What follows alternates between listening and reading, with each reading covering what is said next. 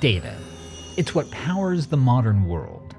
In healthcare, it's data that allows us to design precision medicines to combat some of the worst diseases. In agriculture, it's data that allows us to increase crop yields and feed the world. In national defense, it's data that allows us to project America's military might anywhere in the world in a matter of minutes. So, what would happen if we took this same focus on precise, objective metrics and used it to solve some of America's most pressing social problems? Well, in a surprising number of cases, we'd f*** everything up.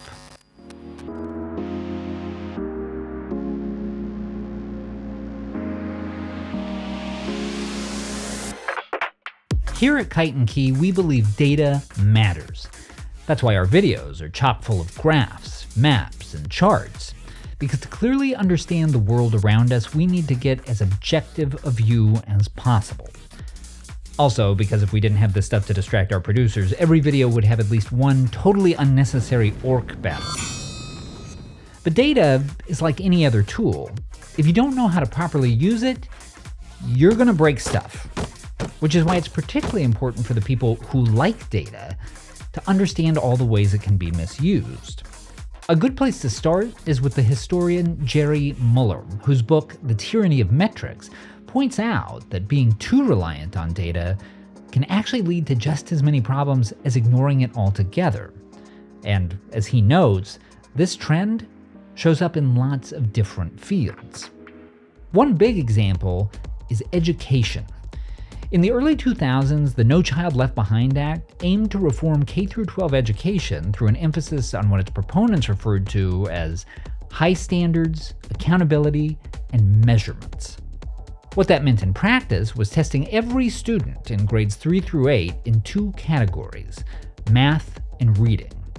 And because the effectiveness, and in some cases even the salaries of teachers and principals was determined by those test scores, it seemed like everyone had the right incentives. And here's the thing, they definitely did not. Because what happens when you make judgments based on just a couple of metrics? Well, you create a big incentive to neglect everything else, which is what happened. Just a few years into No Child Left Behind's implementation, it was reported that 71% of school districts had reduced the time they spent teaching the other subjects that weren't covered by the standardized tests, in some cases eliminating them outright. One expert was quoted as saying that as a result, social studies was, quote, almost disappearing in the elementary schools. Which, let's be clear, is probably not what anyone who wrote the law intended. But good intentions don't save you from unintended consequences. They also don't save you from people who use the emphasis on metrics as a way to game the system. For an example of that, we can look at the Atlanta school that saw its test results increase by 45% in a single year, which sounds like a great story, until you learn that it was because the faculty would host weekend pizza parties where they erased and corrected the answers their students got wrong. And this turned out not to be an isolated incident. An investigation revealed that more than 150 teachers and administrators from 44 different Atlanta schools had been falsifying test results. Another place this trend shows up is in healthcare. In an attempt to make sure that doctors have reliable data on patients' medical history, for example, there's a growing reliance on electronic health records, which is the reason you probably had an appointment where the doctor spent most of his time with his face buried in a tablet. At least, we assume that's what he was doing. Now, there's no question that having more and better data is good for doctors and patients alike, but at what cost? The American Medical Association estimates that for every 8 hours of time doctors spend with patients, they spend an average of 6 hours working on electronic health records. And while making doctors spend 40% of their working hours on an iPad may be wasteful, in some cases the reliance on metrics in healthcare is downright dangerous.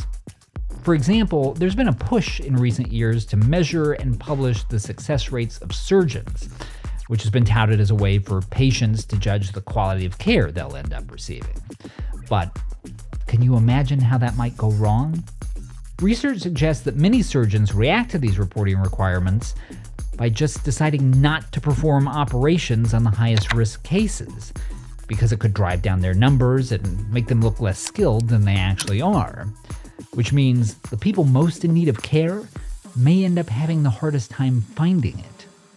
And it's worth noting that even when a reliance on metrics is successful overall, it can still end up having unintended consequences. That was the case with the revolutionary application of data analysis to law enforcement that began in the 1990s, an innovation that was one of the major factors in driving down crime rates throughout the country. Programs like New York City's CompStat, which allowed law enforcement to constantly track crime patterns and deploy police resources to counter them, were so successful that the famed criminologist George Kelling referred to them as perhaps the single most important organizational innovation in policing during the latter half of the 20th century. But in some cases, cops learned that the focus on metrics led politicians to care more about the number of arrests rather than how much of an impact they had. That was the experience of Ed Burns, a Baltimore detective who would later go on to co-create the TV show The Wire. Burns wanted to take down some of Baltimore's biggest drug kingpins, but because that process would take years and only yield a few arrests, he found that his superiors were more interested in him arresting 5 teenagers a day selling drugs on street corners. The numbers looked great, but it didn't do much to solve Baltimore's drug problem.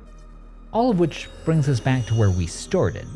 Data is important. It gives us an unparalleled way to see the big picture and get objective measures of the world around us.